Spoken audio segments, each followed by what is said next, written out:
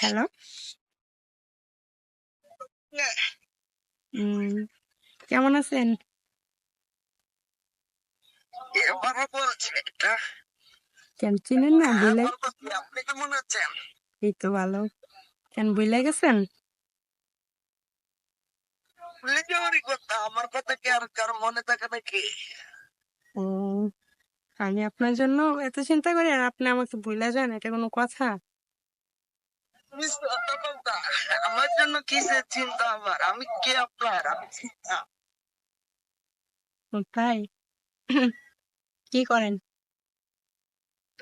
তো বসে আছি, সেটা হুম, ভাঙা মুভি দেখছি বসে বসে।